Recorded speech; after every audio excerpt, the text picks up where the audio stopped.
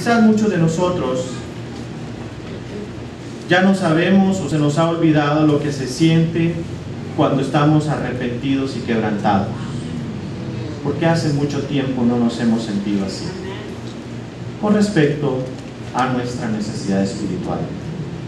Quizás algunos añoramos o tenemos ahí una vana idea de lo que significa estar arrepentido, de lo que se siente estar arrepentido, pero se nos ha olvidado. Vamos a ir a 2 Corintios, capítulo 10. Segunda carta a los Corintios, capítulo 10. Quiero compartir esta escritura para iniciar este sermón con ustedes, porque hay temas, hermanos, hay prédicas, hay sermones, hay mensajes que quizás nuestros corazones muchas veces no lo van a tomar bien o no lo van a aceptar como debería de ser. Y dice la segunda carta a los Corintios, capítulo 10, versículo 1. ¿Está, Gabriel? Capítulo 10, versículo 1 dice: yo, Pablo, les ruego a ustedes por la ternura y la bondad de Cristo, aunque digan que cuando estoy entre ustedes soy muy tímido y muy atrevido cuando estoy lejos. Pues bien, les ruego que cuando vaya a verlos no me obliguen a ser atrevido con quienes nos acusan de hacer las cosas por motivos puramente humanos, pues estoy dispuesto a enfrentarme con ellos. Es cierto que somos humanos, pero no luchamos como los hombres de este mundo. ¿Amén, iglesia? Amén. Las armas que usamos no son las del mundo, sino que son poder de Dios capaz de destruir fortalezas. Y así destruimos las acusaciones y toda altanería que pretende impedir que se conozca a Dios. Todo pensamiento humano lo sometemos a Cristo, para que lo obedezca a Él. Y estamos dispuestos a castigar toda desobediencia una vez que ustedes obedezcan perfectamente. Fíjense en lo que es evidente. Vamos a parar la lectura aquí. El gran apóstol Pablo, el autor y escritor de 13 cartas del Nuevo Testamento, estamos hablando que casi la mitad del Nuevo Testamento fue escrito por este personaje. Tenía opositores. Estamos hablando de un héroe en la Biblia y un héroe para todo el cristianismo que ha venido creciendo y creciendo siglo tras siglo, año tras año. Este hombre, que para muchos es un gran héroe, alguien a quien admirar, respetar, seguir, imitar, tenía opositores. Personas que en su momento estaban murmurando acerca de esta persona. Y la acusación para Pablo es que hacía algunas cosas por motivos humanos.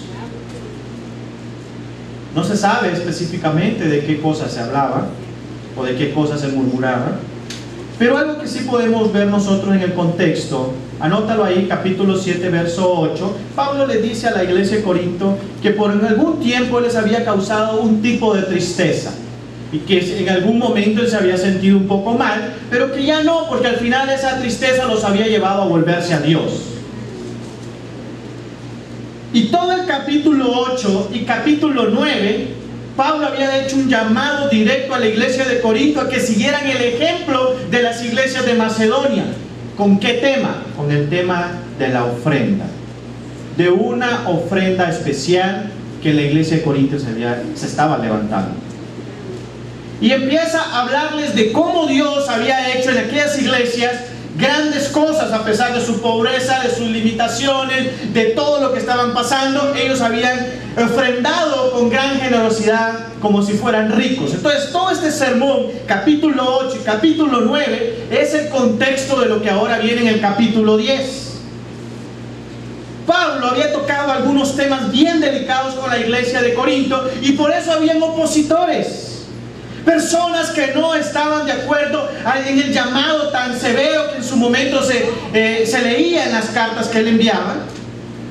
En ese llamado a sacrificar en un tema llamado ofrenda.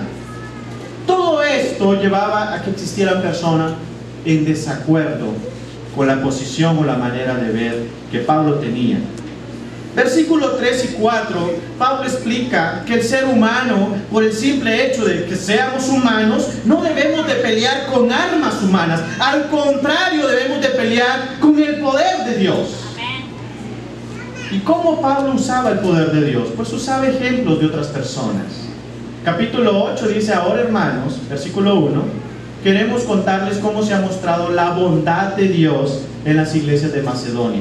Pablo usaba el ejemplo de otros, el poder de Dios en otros lugares, para poder animar, para poder inspirar y para poder retar a otras congregaciones a que siguieran esos buenos ejemplos. Pablo no usaba los medios humanos, de llegar a la iglesia y regañarlos porque eran ingratos, o porque no querían sacrificar, porque no querían ofrendar, porque no querían dar más. No, al contrario, les compartía de lo que Dios había hecho en otros grupos. Por eso Pablo se sentía un poco indignado con sus opositores. Versículo 4, Pablo dice: el poder de Dios es capaz de derribar fortalezas. Las fortalezas que Pablo se refería en esta escritura eran específicamente dando el ejemplo de las murallas o torres elevadas que se usaban en las batallas antiguas. Y aquí Pablo habla de esos rumores que se habían levantado en la mente de algunos cristianos, comparándolo con estas murallas. Murallas que en algún momento no permitían que llegara tal mensaje o llegar a tal persona a tal lugar. Y las murallas que se estaban levantando ahí, o esos rumores que se estaban levantando en la iglesia de Corinto, es que Pablo era muy estricto en sus llamados al cambio. Era muy radical. Pablo creía en los cambios radicales, y también en que Pablo se aprovechaba de su autoridad. Y por eso dedica todo el capítulo 10, 11, 12 y 13 para hablar específicamente de su autoridad como apóstol. Versículo 5, Pablo da un punto importante que los cristianos, y tú y yo, hermano, debemos de poner en práctica: es que todo pensamiento debemos de someterlo a Cristo. ¿Sabes por qué? Porque los rumores, las críticas, los chismes y todo eso que a veces construye fortalezas, murallas, torres que no permiten que esto siga avanzando, es gracias a que nosotros no sometemos nuestra manera de pensar a Cristo Jesús. En ese tiempo, sobre todo en este mes de, terminando estos 2 días de mes de julio, mes de agosto y 13 días del mes de septiembre, vamos a estar hablando, hermanos, y se va a ver como un poco repetitivo en cada una de las reuniones, el tema de la ofrenda especial. ¿Y por qué sucede esto? ¿Por qué se hace esto? Por 2 razones. La primera es que la ofrenda especial es vital para el funcionamiento operacional de nuestra congregación. Ejemplo, la ofrenda especial en tiempos pasados, originalmente la idea, el propósito, la misión de la ofrenda especial era poder mandar misiones. 2, era poder contratar personas a tiempo completo para que se dedicaran al ministerio. 3, estamos hablando que la ofrenda especial se dedicaba específicamente al ministerio. Por motivos operacionales, o sea, los costos que tiene todo esto de operar esta iglesia, la ofrenda especial cada vez se fue usando para esto, para los gastos operacionales. Y hace 3 años el 100% se usaba específicamente para ello. ¿Por qué? Porque no ajustaban las ofrendas semanales, simple y sencillamente por eso.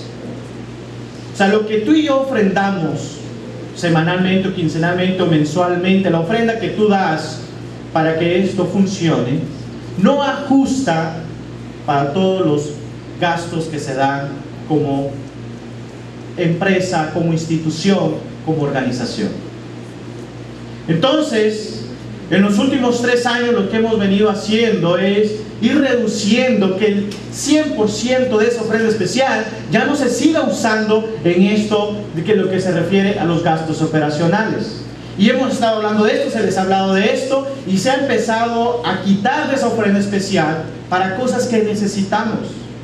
Ejemplo, el primer año lo que hicimos fue usar el 25% que se invirtió en las sillas, en la cual hoy nos sentamos.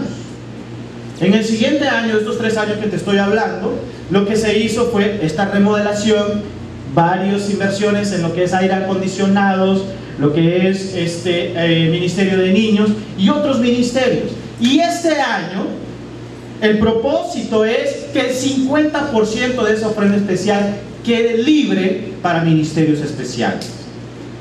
Y esos ministerios especiales sigue siendo el ministerio de niños, sigue siendo el mantenimiento y reparación de todo lo que es el edificio, sigue siendo para el ministerio de alabanza, sigue siendo todos los ministerios que existen en nuestra iglesia. Pero todavía estamos hablando que un 50% se va a seguir usando para los gastos operacionales, porque nuestras ofrendas semanales no ajustan.